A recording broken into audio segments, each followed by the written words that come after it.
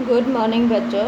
आज हम हिस्ट्री का थर्ड चैप्टर पढ़ेंगे और जिसका नाम है month of the earth motion of the अर्थ, यानी कि अर्थ की गति। कि अर्थ की कौन कौन सी गति हैं जिस पर वो मूवमेंट करती है, गति करती है। Let's start.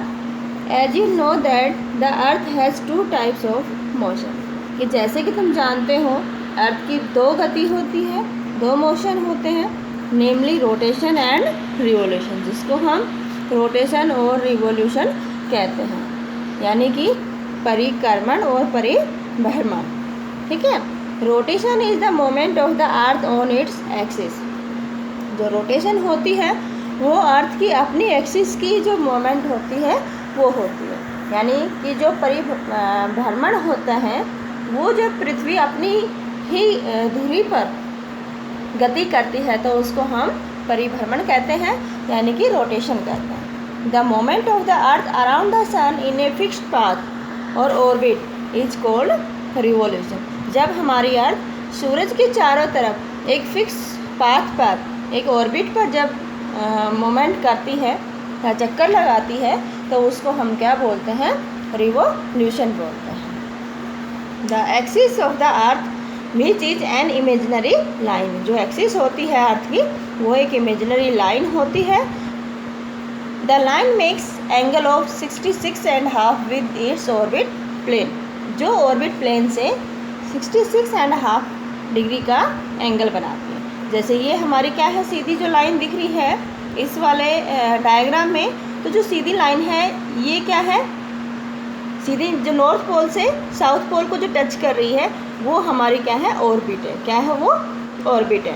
और वो जो ऑर्बिट है तो वो अपने प्लेन से कितने डिग्री का एंगल बना रही है? ब्लू वाले में देखेंगे 66.5 डिग्री का बना रहे हैं। ठीक है। तो ये जो ऑर्बिट होती है नॉर्थ पोल से साउथ पोल तक, ये एक्चुअल कोई ऑर्बिट नहीं, लाइन नहीं होती है, ये एक इमेजिनरी लाइन है जिसके चारों तरफ हमारी अर्थ क्या करती है? मूवमेंट करती है। ठीक है। The plane formed by the orbit is known as the orbitical plane.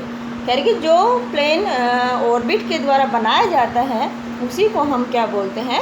ऑर्बिटिकल plane बोलते हैं। The earth receives light from the sun. जो अर्थ है वो सन से लाइट रिसीव करती है, प्रकाश प्राप्त करती है।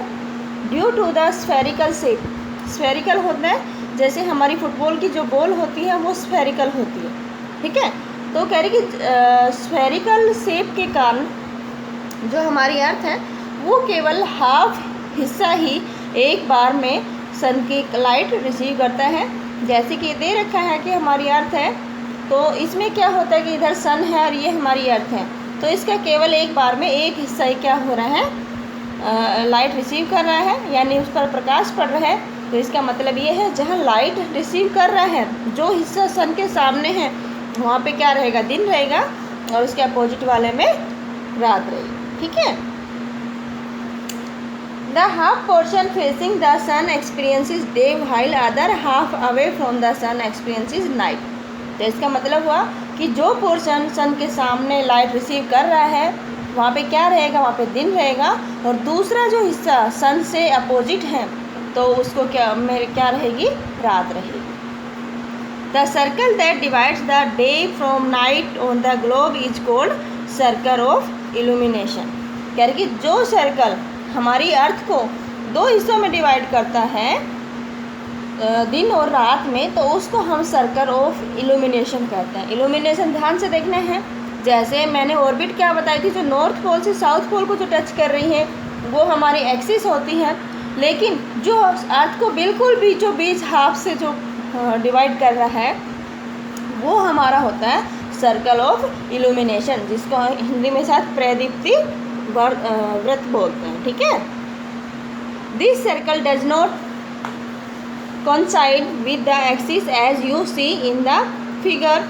जैसे कि आप देख रहे हो कि वो एक्सिस से कोई मतलब जुड़ा हुआ नहीं है। The earth takes about 24 hours to complete one rotation around it axis. जो हमारी अर्थ है तो पूरा अपना एक रोटेशन कंप्लीट करने में, एक चक्र पूरा करने में कितना टाइम लेती है?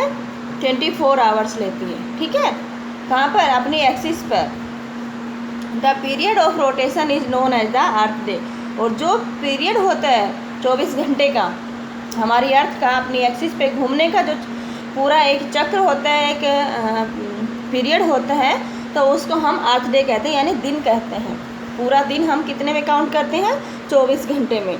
ठीक है, this is the day motion of the अर्थ। और ये हमारी अर्थ की क्या है? डेली मोशन ऑफ द अर्थ है, प्रतिदिन जो घूमने की क्या है?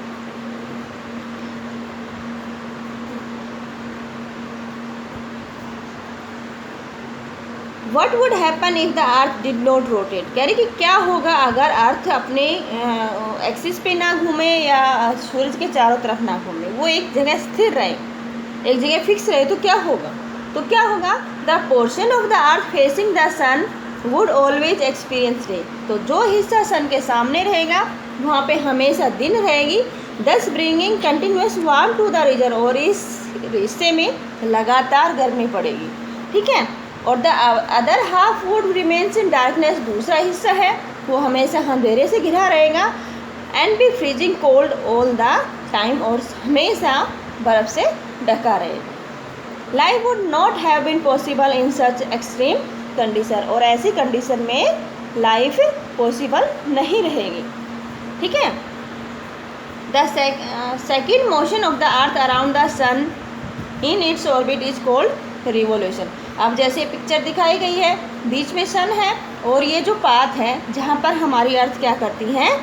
रिवॉल्व्स करती है। ठीक है, चक्कर लगाती है। तो ये वर्त बिल्कुल गोल ना होकर कैसा है हमारा? कैसा है? इलेप्टिकल है, यानी कि दीर्घवृत्तीय है। ठीक है, वर्त सर्कल तो है लेकिन क्या है? फैला हुआ है, एक अंडे के आकार का है, बिल्कुल गोल ना होकर। तो इस पर हमारी अर्थ क्या करती है? मूव करती है सन के चारों तरफ, और इसी को हम रिवॉल्यूशन बोलते हैं। और ये जो चक्कर है जिसके चारों तरफ घूमती है, ये रेड है, ये इसका क्या है? इसकी ऑर्बिट है। ठीक है, it takes 365 and 1/4 days to revolve around the sun. Earth है जो सन के चारों तरफ घूमने में 365 डेज एंड 1/4 यानी 24 घंटे का फोर्थ हिस्सा। तो इसका मतलब कितना हो गया? 6 आवर्स, यानी 365 दिन और 6 आवर्स लेती है अर्थ सन के चारों तरफ घूमने में। We consider a year as consisting of 365 days only. और हम क्या करते हैं कि पूरे साल में 365 दिन जो 365 डेज हैं उनको काउंट करते हैं, और जो हमारे 6 आवर्स हैं उनको हम क्या करते हैं? अपनी सुविधा के लिए इग्नोर कर देते हैं। लेकिन जो 6 आवर्स हम सेव करते हैं हर साल, उनको हम एक 4 साल के अंतराल के बाद हम उसको एक दिन में कन्वर्ट कर देते हैं। ठीक है, यानी 6 घंटे 4 साल बाद कितने हो गए? 24 घंटे हो गए। तो हम उसको पूरा एक दिन बढ़ा देते हैं, और जो सरप्लस डे होता है, बढ़ा हुआ जो दिन होता है, उसको हम फरवरी के महीने में ऐड कर देते हैं। और इसीलिए हर 4 साल बाद जो फरवरी है हमारी, वो 29 दिन की आती है 28 दिन के बजाय। हर साल तो 28 दिन की आती है, लेकिन हर 4 साल बाद वो कितने दिन की होती है? 29 डेज की होती है। और इसी को हम क्या बोलते हैं? लीप ईयर बोलते हैं। और इस ईयर में डेज कितने होते हैं? 360 डेज होते हैं। ठीक है, तो अब हम पता करेंगे कि हमारा लीप ईयर्स कौन सा है। तो एक तो हमारा 2020 है, ये भी हमारा लीप ईयर होगा, और अगला 2024 होगा। ठीक है, अब आज बस इतना ही, बाकी का हम अगली वीडियो में पढ़ेंगे। ओके, बाय बच्चों।